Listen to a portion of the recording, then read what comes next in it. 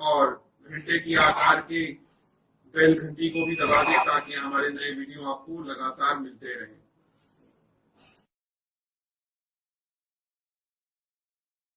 नमस्कार दोस्तों, धर्म रहस्य चैनल पर आपका एक बार फिर से स्वागत है। आज लेंगे एक महत्वपूर्ण प्रश्न ऐसा जो कि गुरु शिष्य परंपरा में उपस्थित या उसको धारण करने वाले प्रत्येक गुरु और शिष्य दोनों को एक तारतम्य से बांधता है, एक दिशा प्रदान करता है, दोनों का अस्तित्व एक दूसरे से जुड़ा होता है। तो ऐसी अवस्था में जब हम गुरु से कुछ प्राप्त करते हैं तो शिष्य के क्या गुण होने चाहिए, शिष्य किस प्रकार से आगे बढ़े और वेदों में इसके बारे में क्या कहा गया है। यह एक प्रश्न पूछा गया है कई शिष्यों के माध्यम से कि आखिर शिष्यों के कर्तव्य क्या हैं और किस प्रकार से वो गुरु के प्रति अच्छी तरह से समर्पित रह सकते हैं और वेदों में इसके बारे में क्या कहा गया है। तो चलिए शुरू करते हैं गुरु शिष्य परंपरा और शिष्य के गुण के माध्यम से। कोई भी विद्यार्थी जब विद्या प्राप्ति की इच्छा से किसी गुरु के सानिध्य में जाता है और वहां के नियम और अनुशासन का अनुकरण करते हुए गुरु की जो भी आज्ञाएं होती हैं उनका पालन करता है, जिसकी वजह से वो विद्याओं को प्राप्त कर लेता है और उसका जीवन आदर्शमय बनता है, उसी को हम एक उत्तम शिष्य कह सकते हैं। अनेक प्रकार के धर्मशास्त्रों में, नीति शास्त्रों में शिष्यों के विभिन्न प्रकार के कर्तव्य निर्देशित किए गए हैं, बताए गए हैं, लेकिन हमको मूल रूप से वेदों को ही समझना चाहिए, क्योंकि वेदों के माध्यम से हमें जान सकते हैं कि जो भी बात कही गई है वो ईश्वरीय वाक्य के रूप में हम उसको ग्रहण कर सकते हैं। चाहे वेदों में आप ऋग्वेद ले लीजिए या फिर अथर्ववेद ले लीजिए, वहाँ पर विशेष प्रकार से एक एग्जाम लेकर के शिष्य का जो है गुण और उसके धर्म को परखते हुए गुरु जो है उसे अपना शिष्य बनाया करते थे। अथर्ववेद में उल्लेख किया गया है प्रवेश परीक्षा का, तो उसमें कहते थे कि आचार्य उपनयमानो ब्रह्मचारिणीम इच्छते। तो ये एक श्लोक है, इसके बारे में ये आता है कि आचार्य प्रवेश के पूर्व विद्यार्थी को 3 दिन तक परीक्षण में रखते थे और विद्यार्थी उस कठोर परीक्षण में जो उत्तीर्ण हो जाते थे उन्हें ही प्रवेश दिया जाता था और उनका ही उपनयन संस्कार किया जाता था। मंत्र में 3 दिन के लिए 3 रात्रि का लगभग प्रयोग किया जाता था। तो क्योंकि आजकल ऐसी व्यवस्था नहीं है, तो हम जो भी ये मान के चलते हैं कि जो भी स्वयं इच्छा से इस क्षेत्र में प्रवेश करना चाहता है, चाहे वो गुरु का कोई भी मार्ग हो, चाहे तंत्र मार्ग हो, किसी ज्ञान का मार्ग हो या कोई विषयक मार्ग हो, तो सबसे बड़ी जो चीज आज की स्थिति में होती है कि छात्र का जिज्ञासु होना। अगर वो जिज्ञासु है तभी उसे शिक्षा दी जाएगी, क्योंकि आज तो प्रत्येक व्यक्ति का पहले परीक्षण करना संभव नहीं, क्योंकि संख्या छात्रों की बहुत बड़ी होती है पूरी दुनिया में। हर व्यक्ति कुछ न कुछ प्राप्त करना चाहता है। ऋग्वेद में इसी के बारे में कहा गया है, तान उशतो विबोध है, अर्थात जो व्यक्ति जिज्ञासु होते हैं और वेदादि का ज्ञान प्राप्त करना चाहते हैं उन्हें ही शिक्षा देनी चाहिए।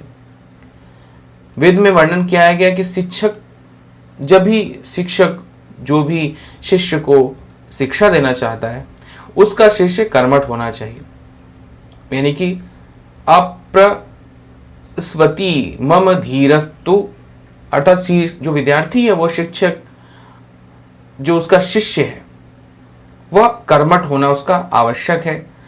शिष्य हमेशा तीव्र बुद्धि वाला होने चाहिए, जिसकी तीव्र बुद्धि होगी, तीव्र रूप से वो सक्रिय होगा, वही ज्ञान ज्यादा अच्छी तरह से प्राप्त कर सकता है। ज्ञान ग्रहण करने की क्षमता उसमें अधिक होती है। ऋग्वेद में कहा भी गया है कि शिक्षे य मस्मे दित ये सम, अर्थात गुरु उसी विद्यार्थी को उच्च शिक्षा प्रदान करता है जिसकी बुद्धि तीव्र होती है। इसके अलावा यह भी कहा जाता है कि जो भी गुरु के अनुशासन में आज्ञाकारी रहता है और कभी भी गुरु की आज्ञा के विपरीत कोई कर्म नहीं करता है, जो भी गुरु को पसंद है उसी को ही वो अपनी पसंद मानता है और कभी भी अप्रिय आचरण नहीं करता है, गुरु की सदैव सेवा और उनकी श्रद्धा में लीन रहता है, उसी को ही गुरु का वास्तविक ज्ञान प्राप्त होता है और सदैव उसी को ही शक्तियां प्राप्त होती हैं। विद्यार्थी के जो कर्तव्य वेदों में वर्णित किए गए हैं उसके अनुसार विद्यार्थी वेदों के आदेशों के अनुसार ही अपना जीवन को व्यतीत करे और वेदों में जो निषेध कहा गया है उसका कभी भी प्रयोग ना करे और सदैव गुरु की आज्ञा में बंधा रहे। गुरु जो सो उसे कह के गया है वह ब्रह्म वाक्य की तरह उसे मानना चाहिए। यानी गुरु अगर कहता है कि आपको यह कार्य करना है तो उसे अवश्य ही करना चाहिए। और विद्यार्थी के जो कर्तव्य है उसमें यह कहता है कि ऋग्वेद में कहा गया है विश्वान देवान उष मूर्ध, और इसका जो आगे श्लोक आता है इसका मतलब ये होता है कि प्रातःकाल ब्रह्म मुहूर्त में शैया को त्याग करके और प्रातःकाल शीघ्र उठकर फिर गुरु का स्मरण करके उनकी आज्ञा अनुसार जो कार्य करता है वह स्वस्थ, बलवान और दीर्घायु होता है। विद्यार्थी या शिक्षक को, जो भी शिष्य होता है उसको ये चाहिए कि वो आलस्य, प्रमाद, वाचालता, देखिए आलस्य से भी उसे दूर रहना है, प्रमाद से भी दूर रहना है और वाचालता, जो ज्यादा बोलने की आदत होती है शिष्य की, वह शिष्य कभी ज्ञान नहीं प्राप्त कर पाता। सदैव शांत होकर प्रश्नों को अपने गुरु से पूछना चाहिए और बार बार प्रश्नों को नहीं पूछना चाहिए। उसके अंदर एक संयम होना चाहिए, एक सदाचार होना चाहिए और हम सदैव सदैव वो कर्तव्य इसको माने कि उसका गुरु उसके लिए क्या क्या प्रदान कर रहा है। गुरुओं में भी सबसे ऊंचा स्थान आध्यात्मिक गुरु का माना जाता है, क्योंकि वह गुरु मुक्त कर देता है, सारे दुनिया के बंधनों से उसे हटा देता है।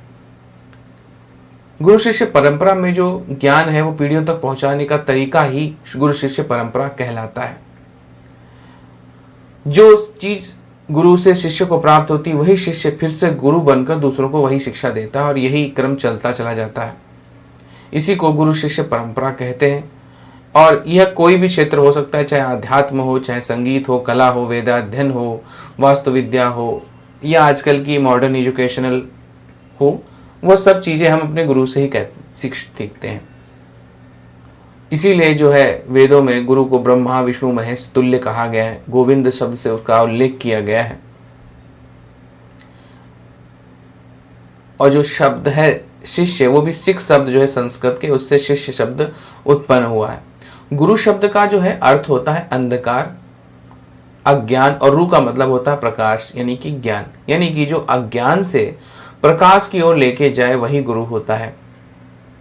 आश्रमों में गुरु शिष्य परंपरा का निर्वाह होता था, लेकिन आजकल धन जो नहीं उपलब्ध है और इतने बड़े आश्रम भी नहीं है जिनके पास पहले से ही परंपरा चली आ रही, वही गुरु अपने आसन या पीढ़ी को अगली जो है उस आश्रम में बुला सकते हैं। वरना जो व्यक्ति इस क्षेत्र में नया है वह केवल अपना ज्ञान बांटते हुए, जब उसके पास उसके शिष्य अत्यधिक धन देते हैं तब कहीं जाकर उसके पास आश्रम बन पाता है। इसी वजह से सभी उस ज्ञान को प्राप्त नहीं कर पाते हैं। यह एक क्रांति सा है और इसको आगे बढ़ाना हम सबका कर्तव्य है, ताकि जो वास्तविक और सच्चा ज्ञान है उसको अगले आने वाली पीढ़ियों तक पहुंचाया जा सके। अगर आप पहुंचाने में कार्यरत रहते हैं तो अवश्य ही उसमें आपको सफलता मिलती है, अन्यथा ये बहुत ही कठिन होता है। वेदों में कहा ही गया है गुरुर ब्रह्मा गुरुर विष्णु गुरुदेवो महेश्वरा गुरु साक्षात पर ब्रह्म तस्मै श्री गुरुवे नमः। यानी कि गुरु की जो स्थिति है वो ब्रह्मा विष्णु महेश से भी अधिक और साक्षात पर ब्रह्म परमात्मा के समान गुरु को माना गया है। इसी प्रकार अगर आप किसी शिक्षक के शिष्य के गुणों के बारे में जानना चाहते हैं तो इसके बारे में एक श्लोक आता है, काक चेष्टा बको ध्यानम श्वान निद्रा तथेवच अल्पहारी गृहत्यागी विद्यार्थी पंच लक्षणम। यानी कि कौवे की तरह जो अपनी चेष्टा करता है, बगुले की तरह ध्यान करता है। जैसे बगुला बिल्कुल ध्यानपूर्वक बैठा रहता है और जब उसको मछली दिखाई देती तभी फक से वो जा करके वार करके मछली पकड़ लेता है। श्वान निद्रा यानी सोता वो इस प्रकार से हो शिष्य कि जैसे कुत्ता सोता है, फटक से जग जाता है, उसे तुरंत तैयार रहता है कि हाँ मुझे कोई भी अगर आहट से भी आ गई तो मैं बिल्कुल चौकन्ना हूं कि नहीं। अल्पहारी अत्यधिक भोजन करने वाला नहीं, हल्का जब भोजन करता है व्यक्ति वही तीव्र होता है और अपने कार्यों को करने के लिए बहुत ही तीव्रता से उसको में आगे बढ़ता है। गृह त्यागी यानी घर बार को जो छोड़ने की सामर्थ्य रखता हो वही जो है आपका शिष्य बन सकता है, वही आध्यात्मिक ज्ञान को प्राप्त कर सकता है। ऐसा नहीं घर बार के जो बीच में या घर बार के जो माया मोह उसमें अगर फंसा रहने वाला सोच वाला, ऐसी सोच वाला अगर व्यक्ति है तो वह कभी भी सफलता प्राप्त जल्दी नहीं कर सकता है। तो ये 5 लक्षण जो है बताए गए हैं। गुरु के प्रति शिष्य में अगाध श्रद्धा और समर्पण होना चाहिए। जितना अधिक अगाध श्रद्धा और समर्पण होगा, उसका परिणाम उसको देखने में उतना ही अच्छा प्राप्त होता है। गीता में भगवान श्री कृष्ण जी ने गुरु शिष्य परंपरा को परंपराप्तम योग नाम से कहा गया है। तो गुरु शिष्य परंपरा का जो आधार है वो सांसारिक ज्ञान से ही शुरू होता है, किंतु इसका जो चरमोत्कर्ष है वो आध्यात्मिक शाश्वत आनंद को प्राप्त करना, जिसे परमात्मा को प्राप्त कहना होता है, ईश्वर की प्राप्ति होती है, मोक्ष की प्राप्ति, वह कहा जाता है। बड़े भाग्य से प्राप्त मानव जीवन का यही अंतिम सर्वोच्च लक्ष्य होना चाहिए। तो इस प्रकार से कहा जाता है कि गुरु एक मशाल है और शिष्य जो है वह एक प्रकाश माना जाता है। इसी संबंध में छोटी सी एक कहानी मैं आपको बताता हूं कि जब एक हिंदू गुरु से एक मुस्लिम शिष्य बना उनका, और कैसे उसने जो है आध्यात्मिक ज्ञान को प्राप्त किया। गुरु शिष्य परंपरा की एक छोटी सी कहानी आपको सुनाता हूं। कहते हैं एक महान संत हुए थे रजब अली। तो रजब जो थे वो असल में मुसलमान थे और इनके जो गुरु थे वो एक हिंदू थे। आखिर इनकी कहानी क्या है? महान संत रजब जो थे वो अली खान आमेर की सेना के मुख्य सेनापति के पुत्र थे। वह अपनी एक बार शादी करने के लिए जब गए तो उन्होंने जो सबसे पसंद की लड़की थी उसके साथ शादी करने के लिए अपनी एक बड़ी सी बारात को निकाल लिया और वो वहां सांगनेर से आमेर की ओर जा रहे थे। सिर के ऊपर उनके मोर मुकुट बंधा हुआ था और शेरवानी उन्होंने पहनी हुई थी। वो अत्यधिक सुंदर लग रहे थे। रास्ते में संत दादू दयाल जी का आश्रम पड़ता है। रज्जब ने दादू की सिद्धियों और साधना के किस्से बचपन में काफी ज्यादा सुने हुए थे। वो जानते थे कि दादू दयाल के पास बहुत सारी सिद्धियां हैं, इसीलिए वो दादू के पास उनके दर्शन करने के लिए शादी से पहले पहुंचे। उस वक्त दादू समाधि में थे। जब दादू समाधि से उठे तब तक रज्जब वहीं रुके रहे और रज्जब ने उनको फिर प्रणाम किया। दादू ने उनको स्नेह भरी दृष्टि से देखा। दादू ने फिर रज्जब को संपूर्ण ज्ञान प्रदान किया। उसी पल रज्जब ने दादू को अपना गुरु मान लिया। जो गुरुवाणी होती है उसको सुनते ही रज्जब के मन में वैराग्य पैदा हो गया और जब सांसारिक मोह माया को उन्होंने नश्वर जाना तो उन्होंने मन से मोह माया को त्याग दिया। विवाह न करने का विचार उन्होंने बना लिया और वहीं से अपनी बौरात जो है उसको लौटा दिया। जब कहते हैं रज्जब दूल्हे की पोशाक जो है उतारने वाले थे, तभी दादू बोले कि जिस पोशाक में तुमने सत्य को ढूंढ लिया है और वैराग्य को प्राप्त कर लिया है उसको मत उतारना। दादू के वचन के बाद कहते हैं रज्जब ने आजीवन उस दूल्हे की पोशाक को कभी उतारा ही नहीं। इसी से अनुमान लगा लीजिए कि एक शिष्य का कितना अधिक अगाध प्रेम अपने गुरु के प्रति होता है और उनके आदेश को कितना अधिक वो मानता है, और इसी कारण से उसके जीवन में चमत्कार घटित होते हैं। संत दादू दयाल की दृष्टि मात्र से रज्जब आगे चलकर एक महान संत बन गए थे। जब भी शेरवानी जो थी वो पुरानी होकर फटने लगती थी, तभी कोई शिष्य नई शेरवानी उनको सिलवा देता था। संत दादू दयाल के ब्रह्मलीन होने यानी कि उनको मोक्ष प्राप्त करने के बाद उनके उत्तराधिकारी गरीबदास जी ने एक बार रज्जब को शेरवानी उतारकर दूसरे कपड़े पहनने को कहा, लेकिन फिर रज्जब ने वो पोशाक नहीं उतारी और उन्होंने कहा कि यह मेरे गुरु का आदेश था, इसलिए पूरी जिंदगी मैं इसे कभी नहीं उतारूंगा। लगभग कहते हैं 122 साल की उम्र तक रज्जब जिंदा रहे थे और उसी भक्ति भाव में वो लीन रहते थे। रामचरण दास जी ने रज्जब के बारे में दोहा भी लिखा है कि दादू जैसा गुरु मिले शिष्य रज्जब जैसा जान, एक शब्द में उधड़ गया रही नहीं कहीं खींचा तान। यानी कि हमारा जो गुरु है बिल्कुल ऐसा होना चाहिए जैसे दादू जी थे और शिष्य को ऐसा होना चाहिए जैसे कि रज्जब था, कि एक शब्द में ही उन्होंने कि ज्ञान जब उसे दिया तो उस एक शब्द में ही उन्होंने सत्य को जान लिया और कभी उस शब्द को उन्होंने अपने से नहीं उतारा।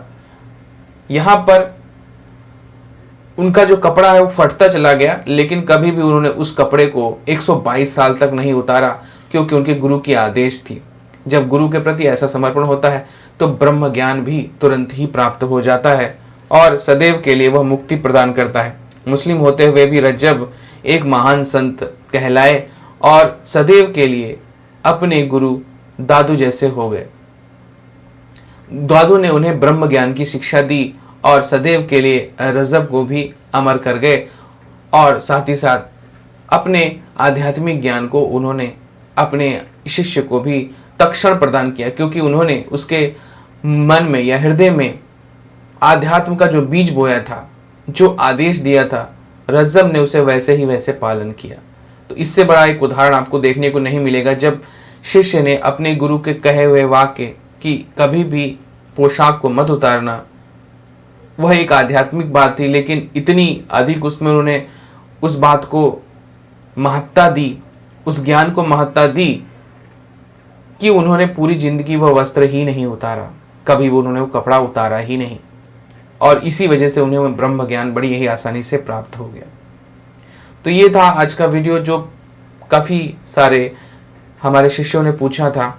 उन्होंने कहा था कि गुरु शिष्य परंपरा में शिष्य के क्या कर्तव्य होते हैं और शिष्य को कैसे होना चाहिए, इसके बारे में हमको बताइए। तो अगर आज का वीडियो आप लोगों को पसंद आया है तो लाइक करें, शेयर करें, सब्सक्राइब करें चैनल को। अगर आप चैनल पर नए हैं तो आपका दिन मंगलमय हो। धन्यवाद।